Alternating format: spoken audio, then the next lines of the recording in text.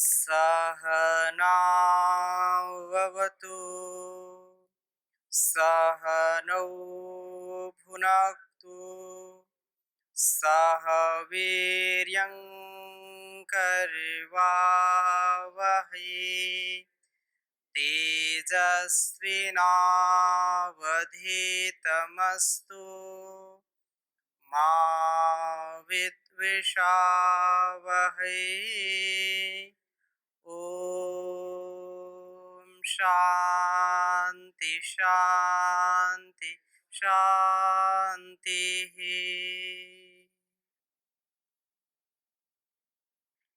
वैदिक जीवन पद्धति की इस कक्षा में आप सभी श्रोताओं का, दर्शकों का पुनः हृदय की गहराइयों से हार्दिक स्वागत है, अभिनंदन है। वेदो अखिलो धर्म मूलम। वेद का पढ़ना, पढ़ाना, सुनना, सुनाना तथा आचरण में लाना हम सबका परम कर्तव्य है। हम अर्थात ऋषियों के जो सच्चे और अच्छे उत्तराधिकारी हैं, जो ऋषि परंपरा में अपने जीवन को जीना चाहते हैं और इस जगत को दिव्यता से भरना चाहते हैं, उनके लिए श्रुति परम प्रमाण है, वेद परम प्रमाण है।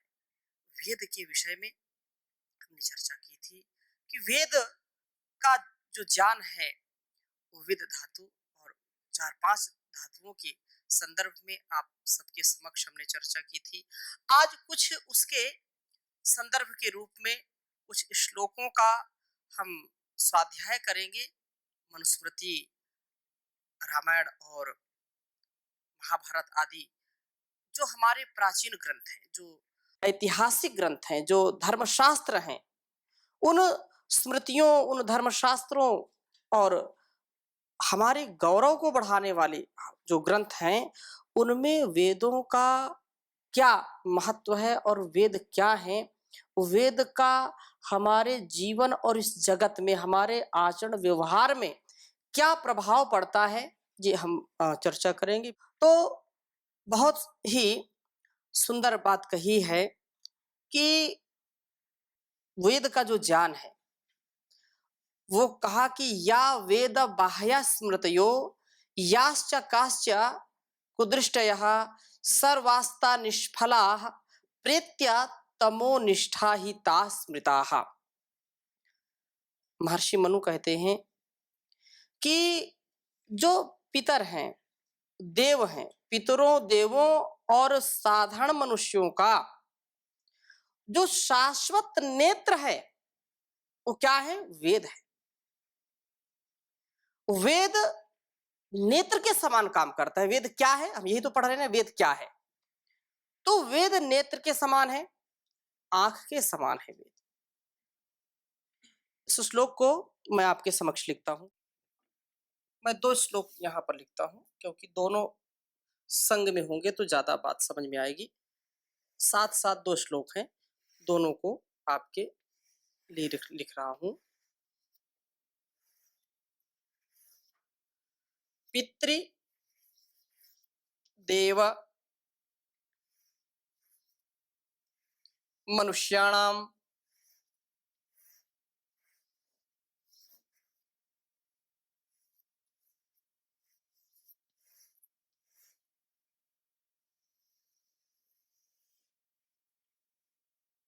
मनुष्याणाम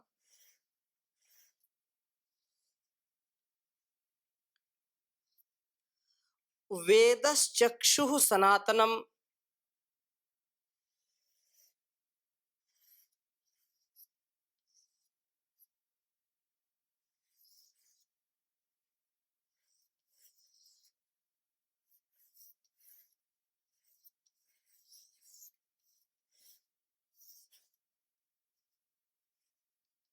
वेदश्चक्षुः सनातनम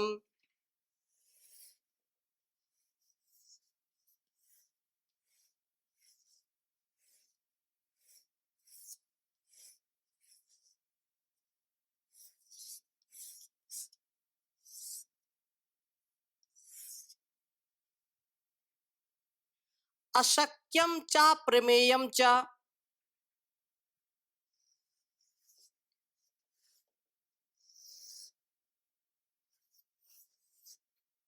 अशक्यम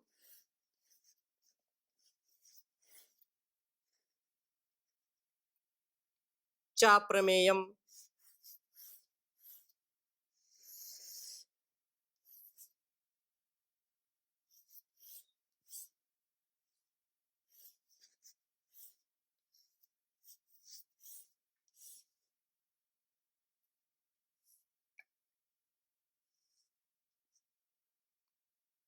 च प्रमेयम।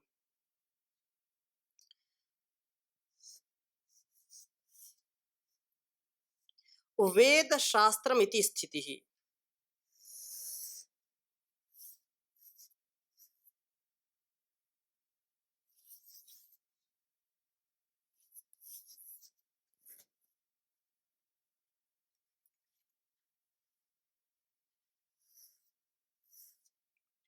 वेद शास्त्र शास्त्रमिति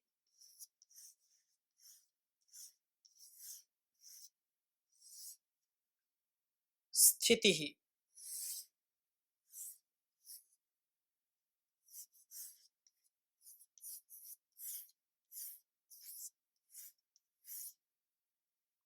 स्थिति विसर्ग लगा लीजिए।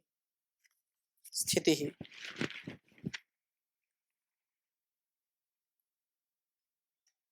और इसी के साथ दूसरा श्लोक है, उसको भी लिखेंगे। या वेद बाह्य स्मृतयो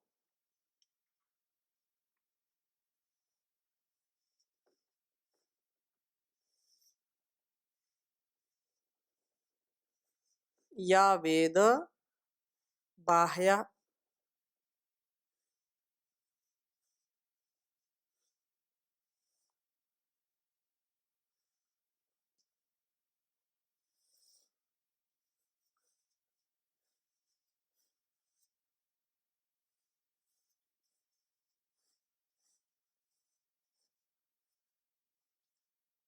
स्मृतयोः याश्च काश्च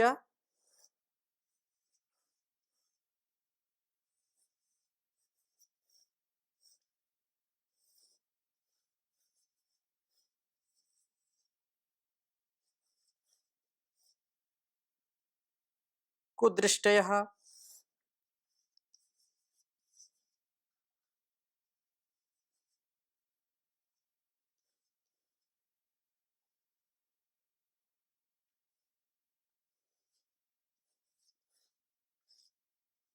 कुदृष्टयः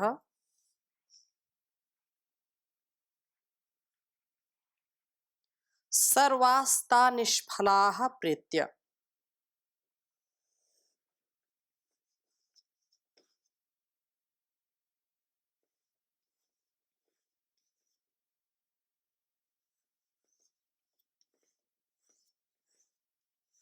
सर्वास्ता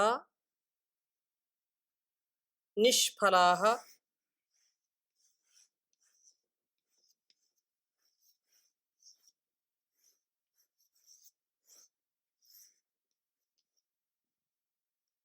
प्रेत्यः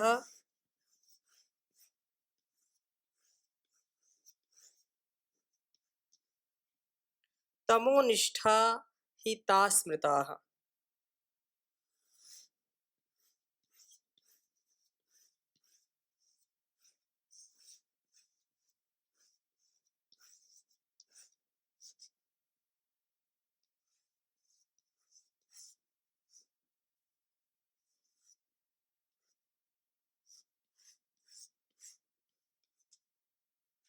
ताः स्मृताः।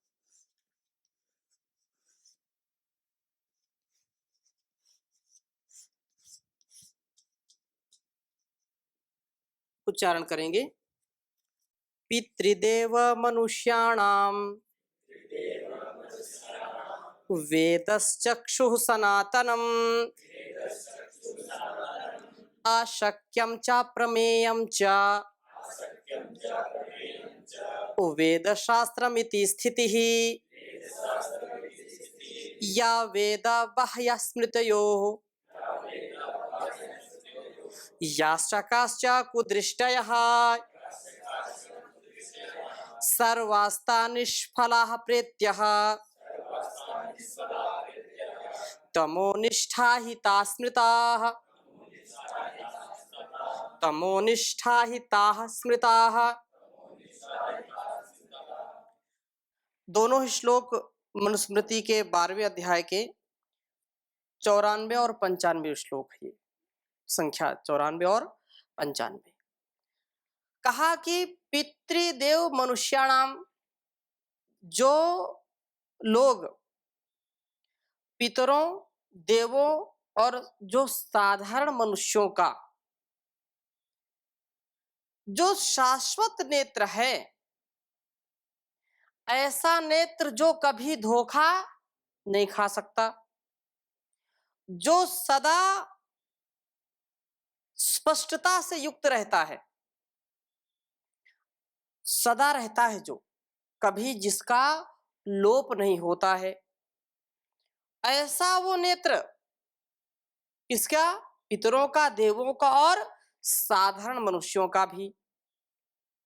इस शाश्वत नेत्र है वेद, और वेद रूपी शास्त्र का निर्माण कोई मनुष्य नहीं कर सकता है। अशक्यम च प्रमेयम च वेद शास्त्रमिति स्थिति ही। ये ऐसा ज्ञान विज्ञान से परिपूर्ण यह भंडार हमको ईश्वर ने दिया है वेद का, जो जिसका निर्माण मनुष्य नहीं कर सकता, अशक्यम नहीं कर सकता है, ये अशक्य है, उसके सामर्थ्य में वेद की रचना नहीं है। इसलिए ये कहा कि ऐसा कोई कर नहीं सकता, बिना विशेष साधन आदि के कोई उसे जानने में समर्थ नहीं है। और यही स्थिति है, वास्तविक क्या है? स्थिति है, यही यथार्थ तथ्य है, यही सत्य है कि मनुष्य का इतना सामर्थ्य नहीं है कि वो वेदों की रचना कर सके। अच्छा ये बताइए, मनुष्य का ज्ञान कहां से मिलता है? वेदों से मिलता है। और वेद को कह दिया कि यही शाश्वत नेत्र है हमारा। अगर हम इसको भौतिक नेत्र की भी यदि हम कल्पना करते हैं, तो आंखों में क्या सामर्थ्य मनुष्य दे सकता है देखने का? मैं प्रश्न पूछ रहा हूं। ये तो शाश्वत नेत्र है, ज्ञानमय, क्योंकि तीसरा नेत्र ज्ञान का ही होता है। तीसरा नेत्र किसका है? ज्ञान का। उसका भी कौन देने वाला है? परमपिता परमेश्वर है। हम कहते हैं ये भौतिक जो आंखें हैं, जिनको हम बहुत कुछ मानते हैं और इसमें इधर उधर करते रहते हैं, इसमें जो दृष्टि अर्थात देखने की जो शक्ति है, दर्शन की जो शक्ति है, वो कोई वैज्ञानिक दे सकता है क्या? कोई माई का लाल पैदा हुआ है क्या? अगर ऐसा हो जाए तो कोई फिर अंधा ही ना हो। यदि ऐसा हो जाए तो दुनिया में अभी छोटे छोटे बच्चों को भी बड़े मोटे चश्मे लगते हैं, कोई चश्मा ही ना लगाए, क्योंकि मनुष्य के हाथ में वो तो हो गया ना। मनुष्य के हाथ में जैसे बटन दबाते हैं, रेगुलेटर दबाते हैं, रेगुलेटर बोलते हैं, कम किया पंखा, तेज कर दिया। ऐसे ही हम अपनी आंखों की रोशनी को जब चाहे तेज कर दे, जब चाहे कम कर दे। वो दृष्टि अलग है कि भोग भोगेंगे तो रोग होंगे, तो आंखों की रोशनी भी कम होगी। कुछ माता पिता से भी ऐसे रोग आते हैं। इसमें मैं केवल उदाहरण दे रहा हूं, किसी को अपने दिल से नहीं लगाना। तो आशय केवल ये है, केनोपनिषद में बहुत सुंदर बात कही केनाचार्य ने, केनेशितम पतति प्रेषितम मनः केन प्राणः प्रथम प्रैतियुक्तः केनेशिताम वाचमिदाम वदन्ति चक्षु श्रोत्रम का उदेयो नक्ति। ये सारी जो इंद्रियां हैं, इसको कौन युक्त करता है? इस चक्षु को कौन शक्ति देता है कि वह पदार्थों को देखने में सक्षम हो जाती है? फिर ये बात कही कि यह चक्षुषा न पश्यति, येन चक्षुंषि पश्यति तदेव ब्रह्म त्वं विद्धि नेदम यदिदम उपासते। तुम जो संसार में इन आंखों से देख रहे हो, आंखें जिसको देख रही वो ब्रह्म नहीं है। फिर कौन सा ब्रह्म है? कह रहे हैं कि येन चक्षुषा पश्यति, जिसके सामर्थ्य से, जिसकी दी हुई शक्ति से, जिसकी दी हुई दृष्टि से इस संसार को हम देखते हैं, वो ब्रह्म है। भ्रम में मत रहना। इन आंखों को भी, भौतिक आंखों को भी देखने का सामर्थ्य कौन प्रदान करता है? परमपिता परमेश्वर। और जो तीसरा नेत्र है वेद, उसका भी उपदेष्टा कौन है? उपदेश करने वाला कौन है? परमपिता परमेश्वर। इसलिए वेद का जो ज्ञान है शाश्वत ज्ञान है, और इसको हमको आत्मसात करना चाहिए। ये शाश्वत नेत्र है, वेद शाश्वत नेत्र है। कदाचित व्यक्ति का जो नेत्र है, जो चक्षु है, कभी धोखा दे सकता है, लेकिन जो ज्ञान चक्षु है वो कभी धोखा नहीं दे सकता है। इसलिए वेद का स्वाध्याय करना, सुनना सुनाना, यह हमारा सौभाग्य है। इससे बढ़कर के कुछ हो नहीं सकता। हमसे ज्यादा सौभाग्यशाली कोई हो नहीं सकता है। हमको उत्साह से इसको पढ़ना, सुनना और मतलब उसका आचरण में उतारना करना चाहिए, और कोई दूसरा उपाय नहीं है संसार में। क्योंकि वो परम पिता परमेश्वर जैसे माता पिता दयालु हैं, और अपने बच्चे को दया करके सारी चीज बताते हैं, समझाते हैं, ऐसा ऐसा करो, ऐसा नहीं करना, ये जो है विधि है, ये निषेध है। वैसे ही वेद में परमात्मा हमको समझाता है कि ये निषेध है, इसको नहीं करना, और ये करना है। अभी जब वेद मंत्रों की हम चर्चा करेंगे तो और बहुत अच्छी अच्छी बातें आएंगी सामने। तो उस परमात्मा की हमारे ऊपर विशेष कृपा है, इसकी भी इस प्रकार से भी हमको कृतज्ञता का ज्ञापन करना चाहिए। और अगली बात क्या कही? या वेद बाह्य स्मृतयो हो याश्च काश्च कुदृष्टयः सर्वास्ता निष्फलाः प्रेत्याः तमोनिष्ठा ही ता स्मृताः। कि ये जो वेद के विरुद्ध स्मृतियां हैं और जो कुत्सित दर्शन है, उन सबका अध्ययन जीते जी कष्टदायक है। या वेदा बाह्य स्मृतियो याश्च काश्च कुदृष्टया सर्वास्ता निष्फला प्रेत्या तमोनिष्ठा ही स्मृता।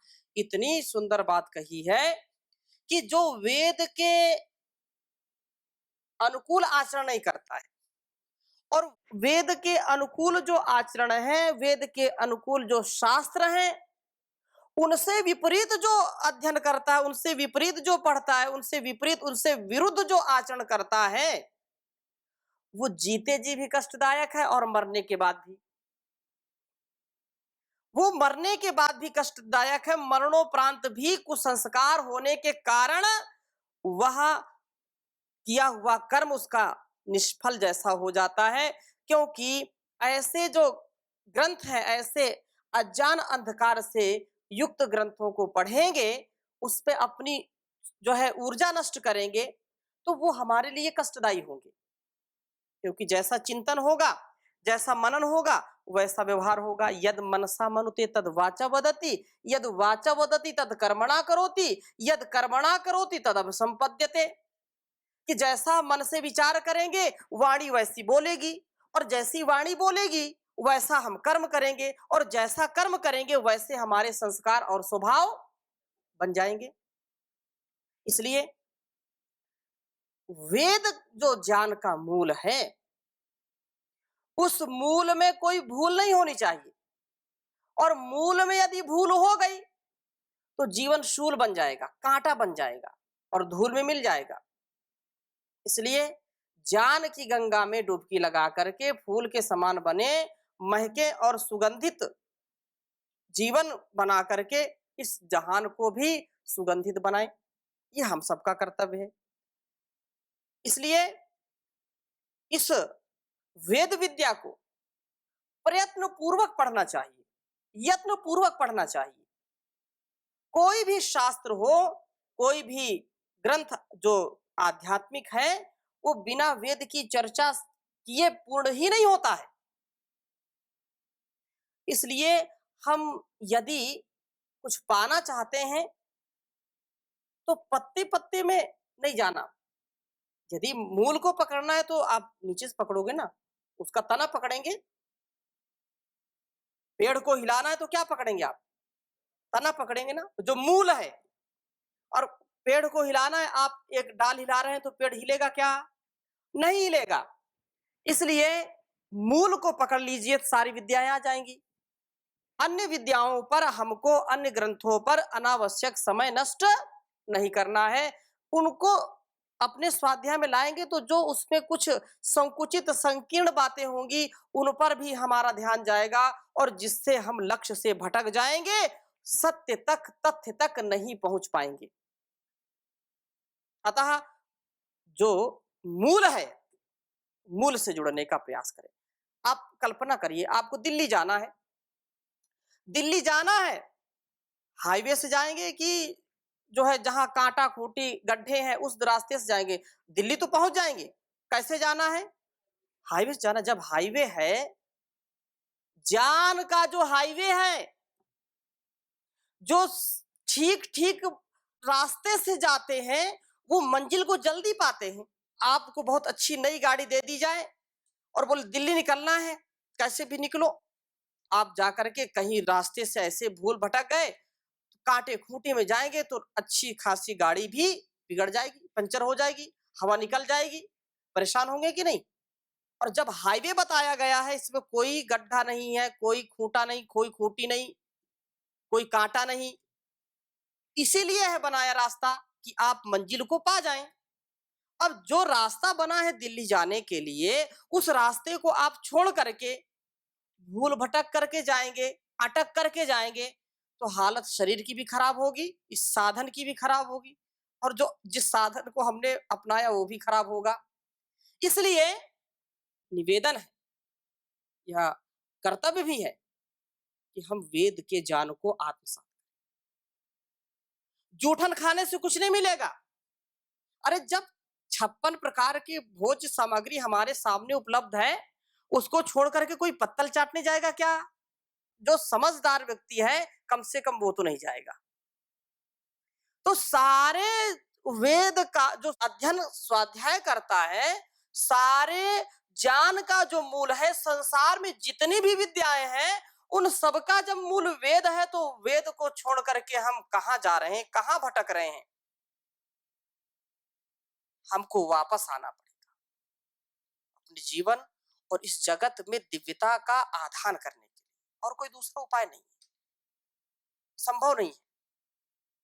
इसलिए परमात्मा से प्रार्थना करें और वो हमको सदा ऐसे ज्ञान से, ऐसे अविद्या से, ऐसे अधर्म से, अन्याय से, अभाव से दूर कर दे और जो धर्म है, जो ज्ञान है, जो विद्या है, जो पूर्णता है, जो पवित्रता है, उससे युक्त कर दे। इसलिए कहा, दयामय देव सुखदाता, पिता तू ही हमारा है। तुझे प्रभु छोड़ कर जग में न कोई हमारा सहारा है। कृपा कर के कृपा सागर, हृदय में तू हमारे आ। प्रकाशक पाप नाशक तू, तू ही सबका सहारा है। दयामय देव सुखदाता, पिता तू ही हमारा है। अविद्या क्लेश बंधन का पिता तू काटने हारा। हमारे पर दया कर दे, तुझी ने विश्व धारा है। न हमको चाह है यश की, न कुछ कामना धन की, तुझे बस चाहते हैं हम, न तेरे बिन गुजारा है। दयामय देव सुखदाता, पिता तू ही हमारा है।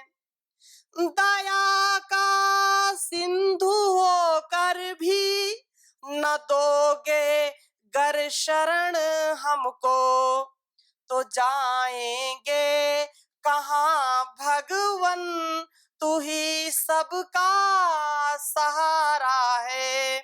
दयामय देव सुखदाता, पिता तू ही हमारा है। तुझे प्रभु छोड़ कर जग में नहीं कोई सहारा है, नहीं कोई सहारा है। तो इस चर्चा को और आगे हम बढ़ाएंगे, अभी समय हो गया, यही पर विराम करते हैं। ओम शांति शांति शांति।